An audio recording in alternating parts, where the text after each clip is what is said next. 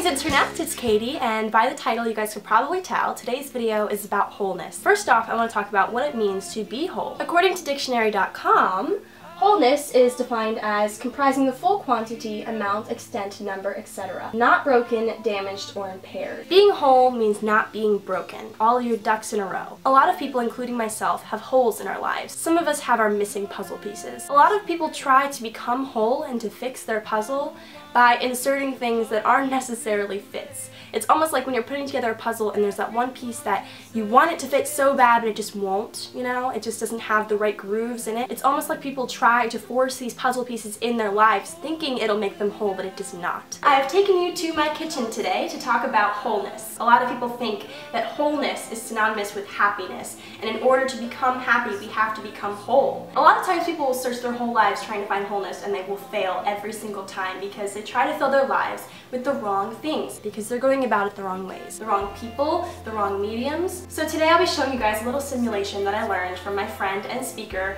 Cornelius. I'm going to start out by defining all of my variables. The first thing we have here is this apple, and this apple represents being whole and wholeness. This paper bag here with this poorly drawn stick figure represents me or you or just a human being that is trying to find wholeness. And then all the condiments right here represent the lengths that people will go to become whole. In their quest to become whole, a lot of people fill their lives with things like relationships and boys and girls. So a lot of people devote their lives to finding the right partner in order to become whole.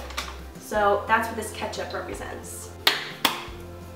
Also, people try to devote their lives with school and grades and trying to be the best student they could possibly be, and maybe that will make them whole. So this caramel represents school. Next, a lot of people will find refuge in partying and drugs and alcohol to become whole. So that's what this syrup represents. That's disgusting. And then lastly, people try to use things like their outward appearance and just people-pleasing in order to become whole. So that's what this cream soda represents. The people pleasers of the world.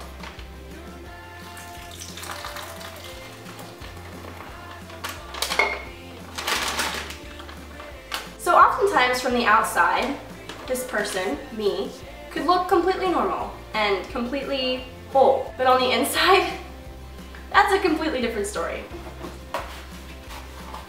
So all this time, me, this paper bag person, has just been trying to find their wholeness. But through doing so in the wrong things, like alcohol, partying, grades, outward appearance, and people pleasing, they've become quite the opposite of whole.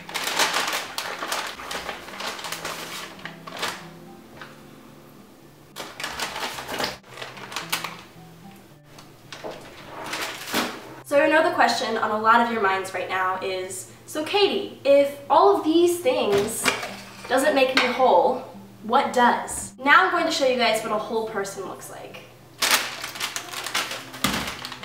This is my whole person. This person, this version of myself, is in fact whole. And the only thing that it needed to become whole and to find wholeness was itself. Or myself. Really, the only thing you need, the only medication you need to becoming whole is yourself. Once you find yourself, that is when you are on the road to becoming whole. There's this really great quote that I wrote down on my sticky note. If they don't need you, that's okay. You do not live for other people. And that's absolutely 100,000% true. You do not need other people and other things in your life to make yourself whole. That being said, you can't devote your life to yourself necessarily, but in order to have a full, whole, happy life, you need to start with yourself. You need to find yourself first. You make yourself complete. No one else can do that for you. Nothing else can do that for you. Sure, if you try your best in school, you can get the best grades, you can get on principal's honor roll, get the highest GPA, highest SAT scores, and yeah, sure, you'll go to a great top-notch college. But does that mean that you'll have a whole life? There are people that go to Stanford, Yale, Harvard, all of those amazing schools, and they come out of it not knowing who they are and what they want to do with their lives. It is not a guarantee that if you have the highest grades in your class, if you try your hardest at school, that you'll become whole. There's no guarantee. But if you focus your time studying not necessarily those books, but studying yourself and your passions and what you want to do, that's the road to wholeness, my friends. That's how you achieve wholeness. Once you feel comfortable in yourself, you can go out and change other people's minds and change the world, but first you have to start with you. You can't skip that step. You have to be comfortable with yourself before you can expect to do anything good with your life. So that's what this simulation was for. So that being said, I do have some tips on how to become whole. Granted, I'm not whole because I have not become completely comfortable with myself yet, and I feel like that's a perfectly normal thing as a teenager to not completely know who you are and not completely be comfortable with yourself. But I'm trying every single day to become more pleased with myself and find my passions and find my worth in myself. So I have 3 tips that I've been using the past few months to try to find my wholeness. The first one is to find the real place of happiness within yourself. What are your passions? What do you love to do?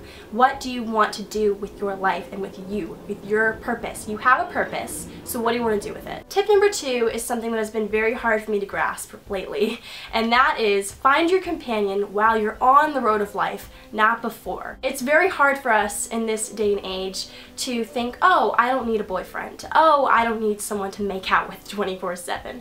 It's very hard for us to think like, wow, I'm okay by myself. It's very hard for us to think and to grasp the idea that we're okay on our own and we need to be ourselves first before we let someone else into our lives. You will find someone down the road, but you don't need someone now to carry you down the road. Number 3 is become comfortable with yourself. Whether it's taking time to do absolutely nothing one day, just sit at home and read books or listen to music, clean your room. I find a lot of my comfort in having me days. You need to spend time with yourself and learn who you are before you try to learn who other people are and, you know, become friends with other people. You need to know who you are first because you can't come off as two-faced. It's very easy for us to be like, oh, this is who I am, but this is who I want to be. Alright, so I hope this video wasn't too all over the place. This is just kind of how my brain works, I guess. I just woke up this morning and thought, wow, I want to make a video about what it means to be whole because a lot of people on my Twitter feed that live in my town totally don't get it. It's quite possible that you could wake up 30 years down the line unaccomplished